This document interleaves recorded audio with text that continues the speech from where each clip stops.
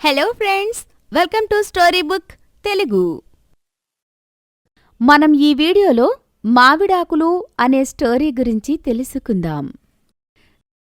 సురేష్, రాధలకు లత ఒక్కతే కూతురు. లత ఒక్కతే కావడంతో చిన్నప్పటినుండి ఏమడిగినా కాదనకుండా ఇచ్చేవారు. దీంతో వయస్సు పెరిగే కొద్దీ లతకి తన తల్లిదండ్రులు తాను ఏది అడిగినా కాదనరనే అహంకారం బాగా పెరిగింది. తనకి 10 సంవత్సరాల వయస్సులో, అమ్మా, ఆ పక్కింటి ఉమ్మని చూశావా? అది పట్టణం పోయి చదువుకుంటుందట. అక్కడ పాఠాలు ఇంగ్లీష్లో చెప్తారట. ఆ బడి చాలా బావుంటుందట. ఓ, నా దగ్గర వచ్చి కొప్పరిపోతోంది. పోతే పోనివ్వే, వాళ్ళకి ఆ స్తోమత ఉంది. పట్టణంలో కాకపోతే ఫారెన్లో చదువుకుంటారు. మనకెందుకు తల్లీ? అలా కాదమ్మా, ఆ ఉమాకి పొగరెక్కువ. అందుకే దాని పొగరు తగ్గాలంటే నేను కూడా పట్టణంలో అదే బళ్ళో చదువుకుంటా.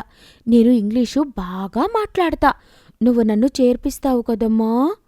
ఏంటి లత, ఏం మాట్లాడుతున్నావు? అన్ని డబ్బులు మనం ఎక్కడ తీసుకురాగలం తల్లి?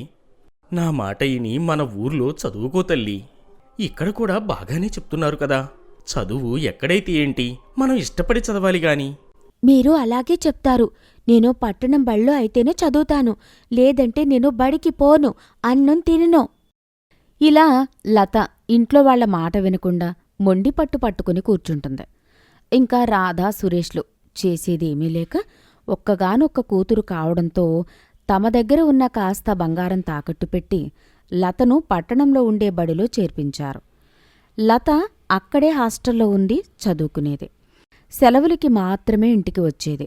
సురేష్ కూడా వ్యాపారం చేసి ఈ 5 సంవత్సరాల కాలంలో కొంచెం సంపాదించాడు, ఇల్లు కూడా కట్టాడు. రాధా, కొత్త ఇల్లు కదా, ఇంట్లోకి వెళ్లేటప్పుడు లత ఉంటే బాగుంటుంది. ఒకసారి హాస్టలుకి ఉత్తరం రాద్దామా? లతమ్మని పంపమని. 1 నెల రోజులు మన దగ్గరే ఉంచుకుందాం. సెలవులు అని వస్తుంది కాని 15 రోజులు కూడా ఉండకుండా వెళ్ళిపోతుంది. ఏమీ చదువులో. అలాగే ఉంచుకుందామండి. మన లతమ్మ పట్టణం బడిలో చదువుతుంది కదండీ. అక్కడ ఇంగ్లీషు చదువులు కొంచెం కష్టం కదండీ. అందుకే సెలవులు తక్కువ ఉంటాయిలేండి. ఇప్పుడొచ్చాక మనం బ్రతిమలాడితే 1 నెల రోజులు ఉంటుందిలేండి. సురేష్ లతని హాస్టల్ నుండి ఇంటికి తీసుకొచ్చాడు. కొత్త ఇల్లు కావడం వల్ల ఇంట్లో చాలా పనులున్నాయి. కాకపోతే లత ఒక్కదానిలో కూడా రాధకి సహాయం చేయలేదు. చిన్నపిల్ల కదా అని రాధ కూడా లతకి ఏమీ చెప్పకుండా తానే అన్నీ చేసుకుపోతుంది. రాధ ఏదో పనిలో ఉండి, అమ్మా లత, ఆ ఉమా వాళ్ళింటికి వెళ్ళి కొన్ని మావిడాకులు అడిగి తీసుకొని రామ్మా. గుమ్మాలకి కట్టాలి. మళ్ళీ చీకటి పడితే ఇస్తారో ఎవరో. త్వరగా వెళ్ళు తల్లి, నాకు కొంచెం పనులున్నాయి. ఏంటమ్మా, ఎప్పుడు చూసినా పని చెప్తూనే ఉంటావు.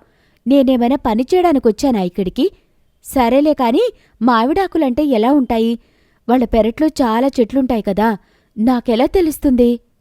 మావిడాకులు అంటే ఎలా ఉంటాయి అని అడిగిన లత మాటలకు రాధకి ఆశ్చర్యంగా అనిపించింది. ఎందుకంటే తాను ఇక్కడే పుట్టి పెరిగిన పిల్ల. చూడు లత, నువ్వు పట్టణంలో చదువుకున్నంత మాత్రాన ఇక్కడ ఏమీ తెలియనట్టు మాట్లాడుకు. నువ్విక్కడ పుట్టి పెరిగిన దానివే. లేనిపోని అలవాట్లు, స్నేహాలు తెచ్చిపెట్టుకుని నీ ఇష్టం వచ్చినట్టు ప్రవర్తించుకో. మావిడాకులు ఎలా ఉంటాయో తెలీవా? పోనీలే రాధా, ఏదో చిన్నపిల్ల మర్చిపోయిందేమో. అయినా అది ఇక్కడ ఉండేది సంవత్సరానికి 10 రోజులే కదా, అందుకే అలా అని ఉంటుందిలే. అలా అనడం కాదండి. చిన్నప్పటినుండి అది అడిగినవన్నీ ఇవ్వడం వల్ల అది ఇలా తయారైందే. ఈ 10వ తరగతి అయిపోయాక ఇక్కడే చదువుకుంటే అన్నీ తెలుస్తాయి.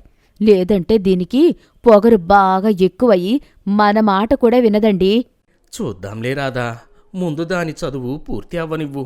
ఇలా కొత్త ఇల్లు కార్యక్రమం అయ్యాక ఎంత ఉండమన్నా లత ఉండకుండా అమ్మ మీద కోపంతో హాస్టల్కి వెళ్ళిపోతుంది. అక్కడే ఉండి తన డిగ్రీని పూర్తి చేస్తుంది. తరువాత ఉద్యోగ ప్రయత్నాల్లో భాగంగా హాస్టల్లో ఉండలేక ఇంటికి వచ్చేస్తుంది. లత ప్రవర్తన మొత్తం తెలిసిన రాధ సురేష్కి చెప్పి లత కోసం ఒక మంచి సంబంధం చూస్తుంది. అమ్మా, నాకు ఇప్పుడే పెళ్లి చేసుకోవడం ఇష్టం లేదు. నేను చదువుకున్నానమ్మా. నేను ఉద్యోగం చేస్తాను. అయినా ఇక్కడ పల్లెటూరులో ఎవరుంటారు? నాకు ఈ పల్లెటూళ్ళలో ఉన్న వాళ్ళని పెళ్లి చేసుకోవడం ఇష్టం లేదు. నా చదువుకి మీరు చూసిన వాడికన్నా మంచి చదువుకున్నవాడు వస్తాడు.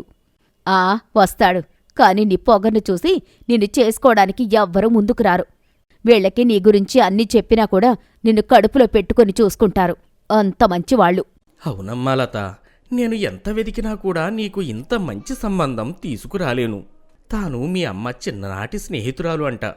అందుకే మీ అమ్మ చెప్పగానే పెళ్లికి ఒప్పేసుకున్నాను. చూడు లత, నువ్వు చేసుకుంటే ఈ పెళ్లి చేసుకో.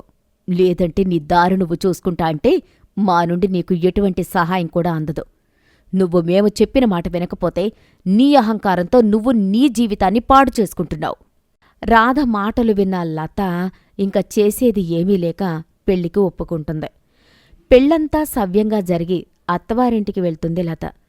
గిరి కూడా అక్కడే ఉండి చిన్న ఉద్యోగం చేస్తున్నాడు. లత, ఈరోజు ఆదివారం కదా, నాకు సెలవు. అలా గుడికి వెళ్ళొద్దామా? చక్కగా అన్నీ తిరిగి రావచ్చు. ఆదివారం వస్తే ఎవరైనా సినిమాకో పార్కుకో వెళ్తారు. ఈ పల్లెటూరి చాదస్తాలు ఎప్పుడు మానతారో ఏంటో. నువ్వు చదువుకున్నావు కదా గిరి, నీకు తెలీదా? అలా కాదు లత, మనం పెళ్ళైన దగ్గర నుండి ఎక్కడికి వెళ్ళలేదు కదా. అందుకే ముందు గుడికి వెళ్ళి తరువాత సినిమాకి వెళ్దాం అనుకున్నా. నాకు గుడికి రావాలంటే ఓపిక లేదు. నువ్వు వెళ్ళు, తర్వాత సినిమాకి నేను వస్తానులే. గిరి ఇంకా లతకి చెప్పలేక తాను ఒక్కడు మాత్రమే గుడికి వెళ్ళి వచ్చాడు. ఇలా ప్రతి విషయంలో కూడా లత గిరితో గొడవ పడుతూనే ఉండేది. కాని గిరి మంచివాడు కావడంతో ప్రతి విషయానికి సర్దుకుపోయేవాడు. ఇలా 2 సంవత్సరాలు గడిచేసరికి వారికి ఒక పాప పుట్టింది. గిరి, నాకు ఇంట్లో ఖాళీగా ఉండడం అస్సలు ఇష్టం లేదు. నేను చదువుకున్న చదువంతా వృధా అయిపోతుంది. నేను కూడా ఉద్యోగం చేస్తాను. అలా అంటున్నావేంటి లత? మన పాప చాలా చిన్నది. నువ్వు ఉద్యోగానికి వెళ్తే మరి పాపని ఎవరు చూస్తారు?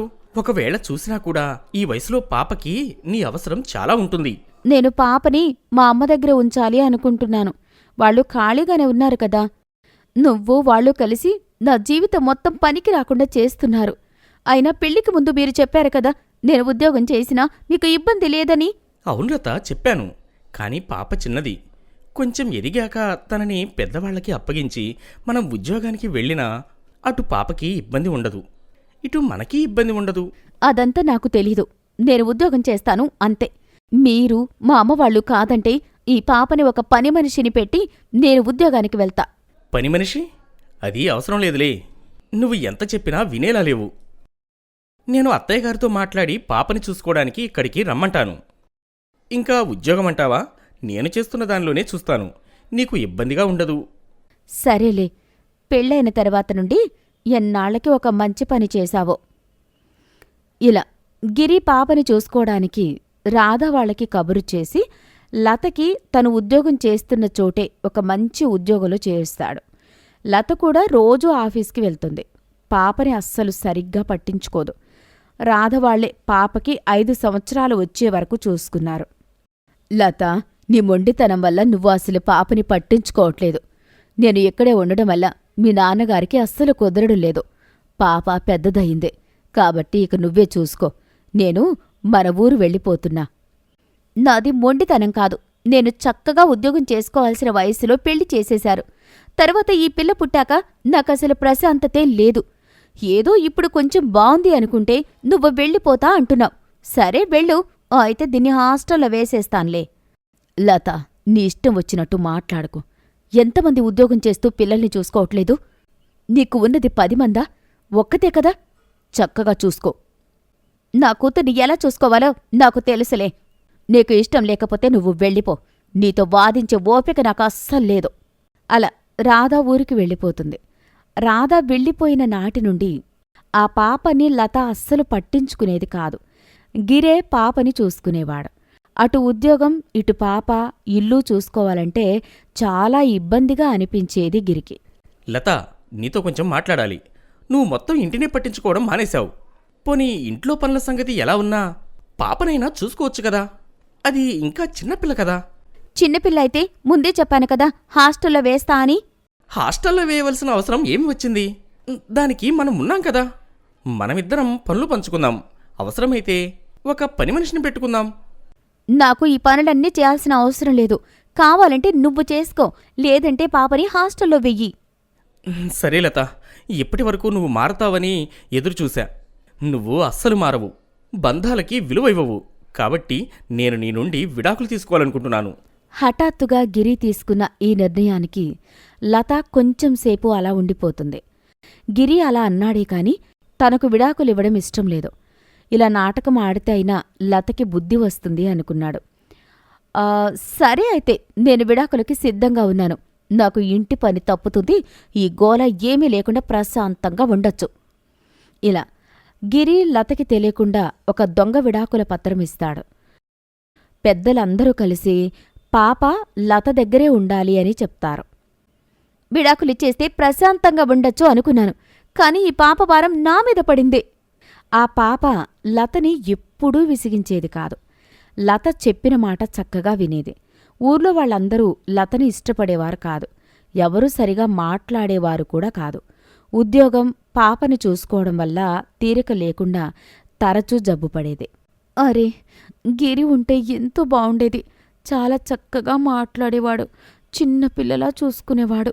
నా పొగరు వల్ల అందర్నీ దూరం చేసుకోవాల్సి వచ్చింది. కనీసం నా కూతురైనా ఉందిలే. అమ్మా, ఏం చేస్తున్నా? ఏమీ లేదు తల్లి. పద, ఈరోజు నాకు సెలవు కదా. పద, తోటలోకి వెళ్దాం, మొక్కలకి నీరు పెడదాం. మొక్కలన్నిటికీ నీరు పెడతా ఉంటే పాప లతతో ఇలా కబుర్లు చెప్తూ ఉంటుంది. లతకి తన కూతురుతో మాట్లాడుతుంటే మనసు ప్రశాంతంగా అనిపిస్తుంది. అమ్మా, ఇవేమాకులు అని ఒక చెట్టుకి ఉన్న ఆకులు చూపిస్తూ అడుగుతుంది. ఆ మామిడి చెట్టును చూడగాని తాను చిన్నప్పుడు మామిడాకులు అంటే తెలీదని వాళ్ళమ్మకు పొగరుగా చెప్పిన సమాధానం నుండి తన విడాకుల వరకు సంగతులు గుర్తు తెచ్చుకుని బాధపడి వాళ్ళమ్మకి గిరికి క్షమాపణ చెప్పాలనుకుంది. వెంటనే పాపని తీసుకుని వాళ్ళ ఊరికి వెళ్తుంది. ఏంటి లత, ఇలా వచ్చా? పాప నీకు బాగా అలవాటైనట్టుంది.